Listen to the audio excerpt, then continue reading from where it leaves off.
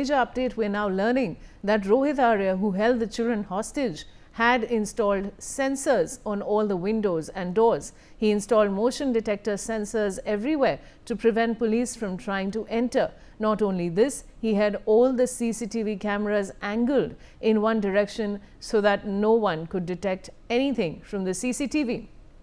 After the police entered through the bathroom and the accused was shot, they noticed these sensors and deactivated them. I have my colleague Unaiza back with me. So Unaiza, this was very, very well planned by him.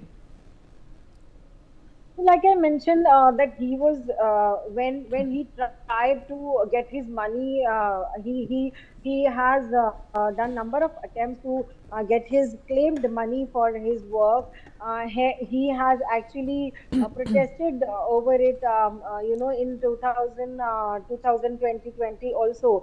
So he was very much cleared by now that he is not going to get his money, and he want to send the dialogues to the concerned person.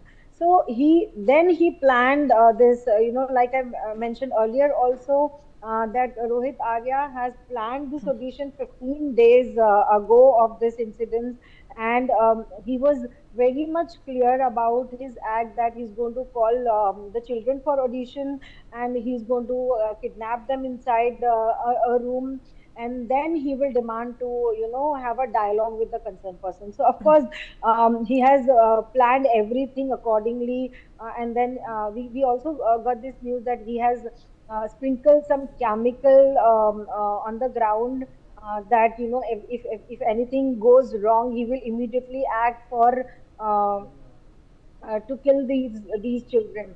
And he also made this clear about the CCTV, that nobody should come to know about his act, and that is the reason the police had to enter inside from the bathroom window.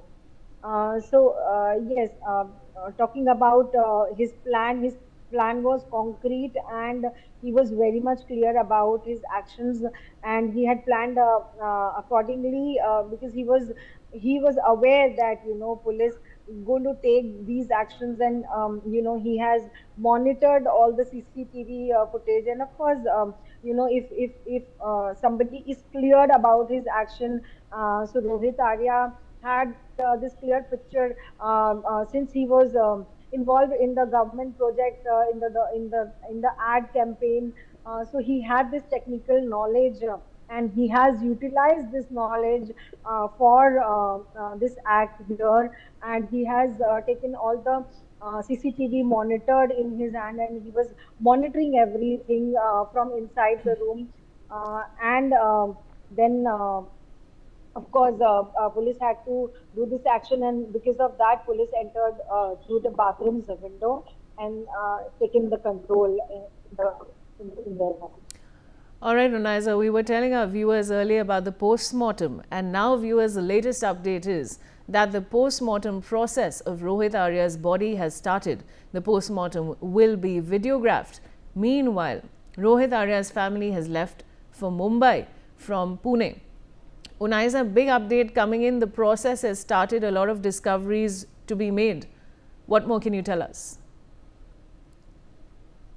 Yeah, Rohit Arya's body has reached to JJ Hospital in the morning, and for the post-mortem, and the JJ Hospital is has started his post-mortem, and they are going to videograph entire post-mortem, which will take another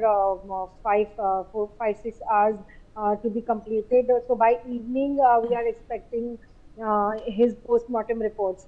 And when Rohit Arya's family got this news, of course, they were also in shock. And earlier also I mentioned that, they spoke to Rohit Arya, but nothing actually worked out. And he was shot dead. Then after that, in the morning, his family left from Pune, and now we are getting this news that his family is on the way, and they're about to reach JJ Hospital. And we are on this news, and we will be giving all the updates when the family will reach here, and what will happen in the post-mortem. All right. Thanks, Sunaiza, for joining me with all those details.